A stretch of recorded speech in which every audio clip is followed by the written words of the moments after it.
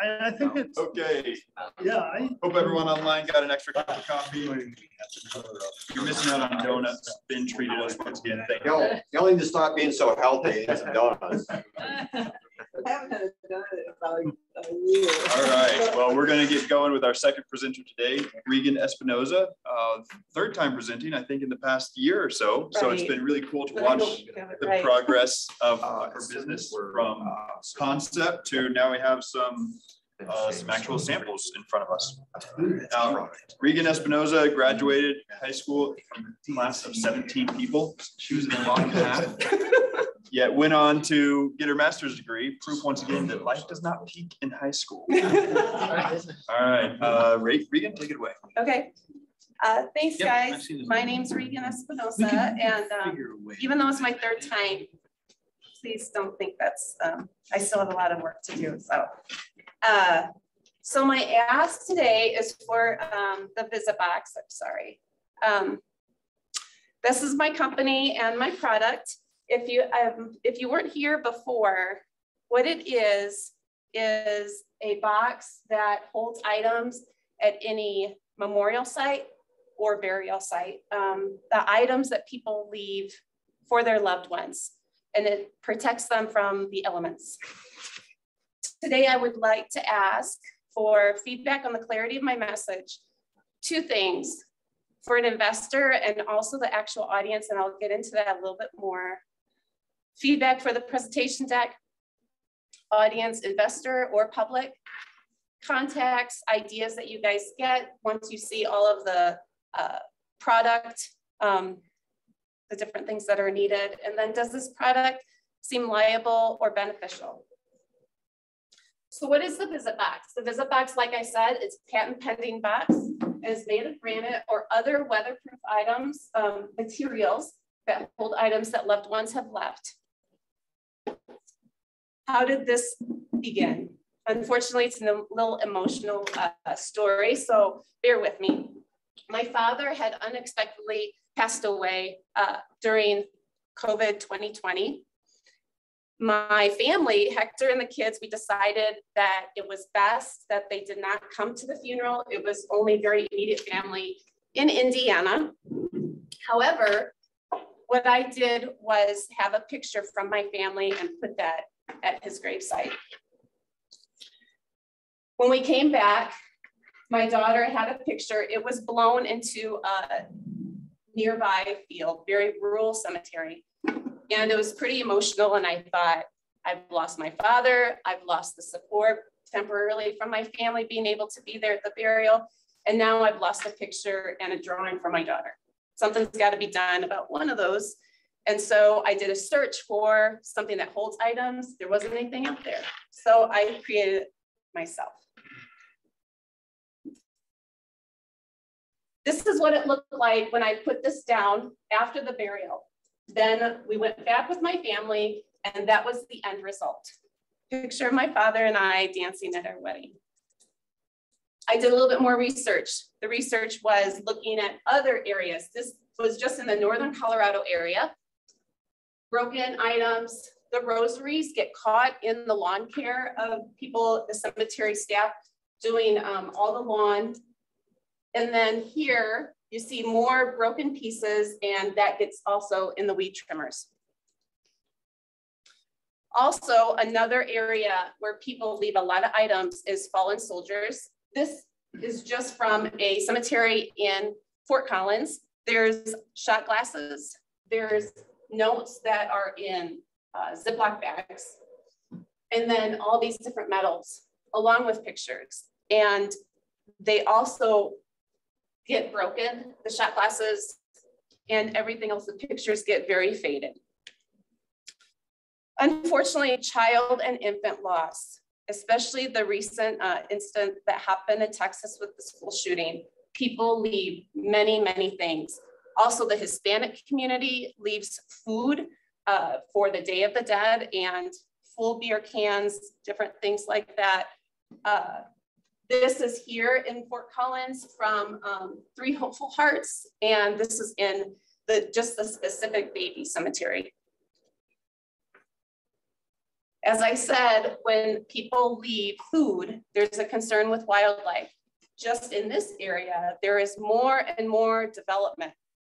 And that causes wildlife to come to the cemeteries. It's very quiet. Some of the bird watchers benefit from this. They go and watch, but they don't realize a lot of the things that are left is dangerous. The solution was, this is my father's visit box, and this is a new one that Hector and I had created after doing research in the death care industry at one of the conferences. This is for memorial gardens that will also hold flowers on the side. And then this is the granite box that was created for my father. What have we done? This is the booths for the International Cemetery and Cremation Funeral Association. I was in the Greeley Tribune for solving a problem that was at the City of Loveland Cemetery. New crew came in, was able to take everything out, didn't realize that the crew before that was not doing that for the past 25 years. I won a personalized innovative product of 2022 in the death care industry for new ideas. Progress to date, research and development, provisional patent has been filed, CAD drawings and prototypes of both ways of doing the visit box. Manufacture for granite horizontal box has already been created, and direct to consumer sales have begun. Okay, so finishing up, that ask is just asking for the feedback, contacts, ideas, and do you see this product as being personal or beneficial? Thank you.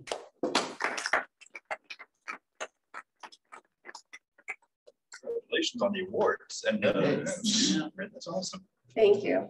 Thank you very much. All right, who'd like to get us started? I love the idea. I think it's fantastic. It's a very emotional thing for a lot of people, obviously for yourself. And I think for anyone that has lost someone can relate. I like that you're already exploring different mediums, because you think of a cemetery, graveyard, remembrance facilities, you have a whole spectrum of different memorials, right?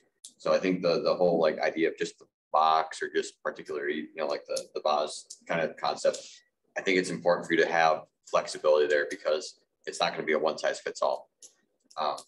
The one thing that jumped to my mind when I looked at the product was that, and the things that you shared, I'd like to see a transparent option, maybe something in acrylic or something that would actually be able to sustain the elements, but like allow things like pictures and memorial items to be visible outside of within the safety of the container. So maybe a future product line thing, but overall, I think you have a fantastic idea. Thank you. What's the how do you sell it? Great question. So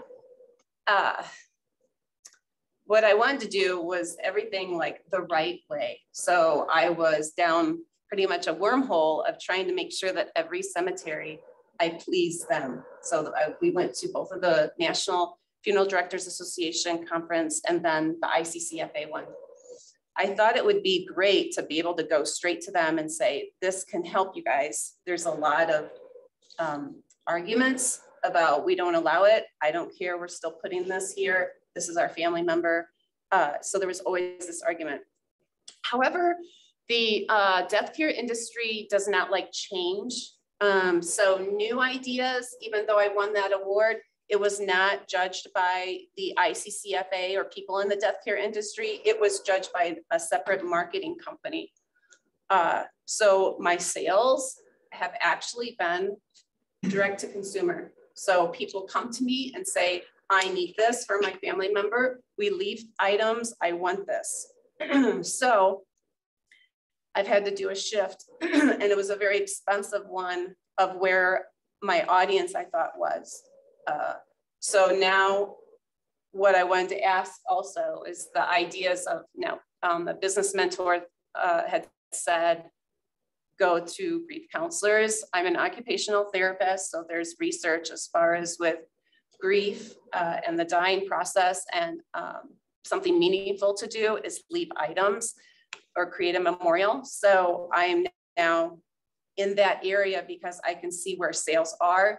And unfortunately, I had to up the price a lot for, there's almost like a 200% profit margin that death care industry people want because it's a one payment and done kind of purchase.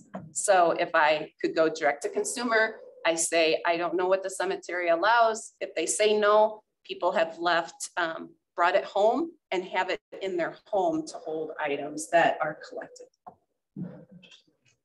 I think your story has gotten much better. Your storytelling has gotten a lot better over your practice of it. It could be shortened quite a bit. I think for me anyway, and maybe this is because I've heard it already, the compelling argument is clear almost immediately. And so you don't need 4 slides with all these different scenarios, especially if you're going to be presenting to potential investors and they give you 5 minutes. You got to get talking about financials at some point. How much are you making now? How much can they make by investing in this? And having a second solution, second product already, I think is really, really awesome. And investors would love to see that too. So well done. Thank you. Oh, that's Gloria. Hey, yeah, thanks for your presentation. I just think it's a great idea, and that's something so personal that you really want to benefit so many other people. To me, it's just very dear. What I was thinking of, as you as an independent person may have a lot more difficulty than if you were to partner with maybe the funeral companies and offer this as an add-on for something that they offer, because they charge quite a bit of money for stuff. And I don't know if you've tried that or not. You have. Yeah, at these conferences, it's been the two things. Unfortunately, one person had said, well, a bigger company is going to do this quicker, cheaper, and get a whole lot out compared to just me. So that was pretty intimidating. So I thought if I could show, I worked very hard to get the award. One of the main questions was, what's your sales? That was a huge point. And at the time, I was honest, the only sale I've done is my father's, and I bought it myself. I didn't charge my mother, but that authentic, I think, was good. However, I feel like it can also be taken advantage of, or people say, well, they can change the patent by 10% and get around it, or different things like that. So the bigger companies, I really hoped would partner, or if I could license it with them, but it was not, it's kind of not been completely accepted, I guess, unfortunately. Shark Tank, maybe. I know. So that's not an uncommon issue. Oh, negative, sorry. That's a common issue, that you have an industry that doesn't want to change because they like it the way it is. So I do think the mentor, the business coach who told you, maybe you should go look at other people around the death industry that are supporting the folks, because, kind of like the accident, right in the moment of the accident, or right after you find out somebody passed away, surprise or not, or, it's a surprise or not, there's a whole bunch of emotional stuff there, and it's hard for people to get to it. But I think that as part of I'll say the grieving process, maybe is another way to look at it versus the actual event of burying somebody, because there people can start to use the box as a way to work through the grief they have for this individual, and it's something they can go back to. So I think there's if you shift your mentality a little bit in terms of, the event to the process after, or even on the front end, somebody knows you're going to be passing away from Alzheimer's or something. There's, you get all that stuff on the front end as well. And then it becomes more of a celebration versus a tragedy. It's still hard, but at least there's something that you're benefiting from. So that might be another way to think about it.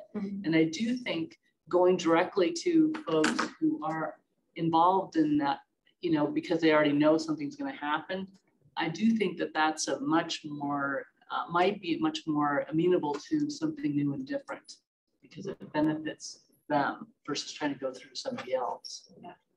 Yeah, makes sense. Thank you. Yeah.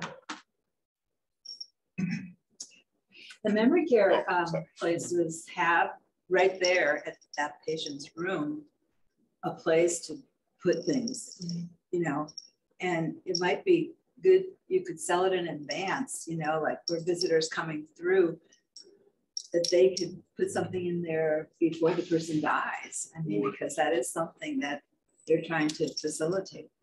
That's an idea. Yeah, a lot of the drawings, like kids' drawings, are ones that it's like you don't have them laminated. They're very frail or what, you know. So people have folded them up and put them in. Last comment? So I love it. I think it doesn't surprise me running into issues with the death care industry. You know, I had an uncle who died probably right around the start of COVID, and my dad died very young. And I went to boarding school and walked through the graveyard where my dad's buried for 5 years. And I never went to visit it because it's a plaque on a wall written in Greek. I don't understand it. You know, and I can see if there was something personal connecting it, other than just monumental granite that's very expensive and looks great, but has no personal connection to the human you lost. I think that's a fantastic improvement on the industry. And so it doesn't surprise me at all that they would fight you. I remember my uncle who died a couple of years ago. Yeah, we had a burial, and yeah, he had a nice little box. His ashes were buried in it. It was a nice ceremony, and we were all there. But the thing that was more meaningful was the week after he died, all of his neighbors and all of his friends came by and left little pebbles painted with messages for his daughters and his wife. And the leaving little tokens meant a whole heck of a lot more than, you know, the little plaque on the ground where he's buried in a fancy cemetery with nice landscape. So I think this is fantastic. I think the piece about different communities celebrating or memorializing death differently is important, because I don't think I'm saying anything out of turn when I say the death care industry caters to a very narrow band of what people are expected to want when a loved one dies, and that's fancy stone, expensive things that look good in a Christian cemetery. And I think it doesn't surprise me at all that they push back. I don't think that means you don't have a great product, and I think they'll push back against you until you push them into the past. They probably will. Thanks, Regan. Can I get one more? Okay. Last one. All right. Yeah, I think the pivot to direct to consumer is the way to go for many of the reasons laid out. It's an entrenched industry, and you're disrupting it, right? So, I don't know how you're familiar with the movie The Big Lebowski. No. It's. And I don't want to make. I do kind of want it, because humor is a great tool, right? Humor is a great tool. It doesn't always have to be sad. There can be joy and expression and memory. But like, there's a scene in there where they're sitting with a traditional funeral director, and he brings them like a $2,000 receptacle for the remains of their friend, and it's like, this is our most modestly priced receptacle. And it's like, it's a 25-year-old plus running joke that the industry is just like you said, that they have these massive markups that take advantage of people in times of stress and strain, right? I honestly think there's a direct-to-consumer marketing campaign there that you can actually latch onto and build a brand off of, and really kind of make it, hey, you're helping people process death in the way that they want to process it, not how someone else is telling them they're supposed to want to process it. I think that's a very interesting angle for you to take from the business. Don't be discouraged by disrupting the norm. Thank you. That was a good comment. Thank you.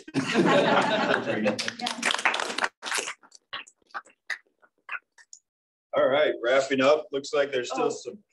There's these keychains if you guys want one. It's a little tiny thing of that. And then these pamphlets were from the conference. So these prices are not accurate, but I had to up it at our booth, but they're not accurate. But if you just want to see something and take it with you, you more than gladly can.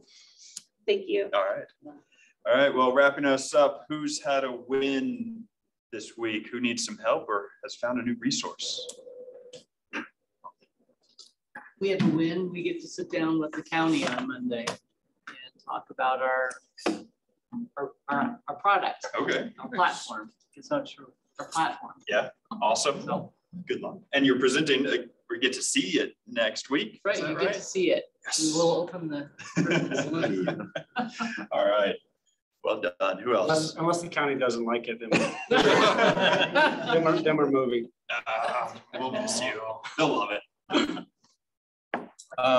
So our other little company, Drink Defender, this weekend at the first inaugural Vail Comedy Festival, we did some swag for them and put the Vail Comedy logo onto our capels, our Drink Defenders for cans, and they passed them out to all the pass holders for the festival. So that was fun. Awesome to have that be done. How many attendees, how many did you get to pass out? I think that he put out around 60, he bought 200. Okay. And it's sort of a little test marketing thing to see what happens. And he said, actually, a couple of people from Fort Collins were there and said, hey, I know that thing. So I might see you at Cups or something. So awesome. Let's see what happens. But that's Mark Masters, by the way. He's presented here a couple of times. He's a comedian and he's been doing a lot during the pandemic. And anyway, he has a book called Not Funny or Not Good Yet. And it's pretty interesting to see his story. So. Anyone else? All right, well, we need more presentations in July. And of course, if you want to schedule out to August, if you're that type of person who plans that far in advance, good on you. Let Natalie know. There's her email or catch me afterwards. All right, well, have a good rest of your week. Thank you. Bye, everyone online.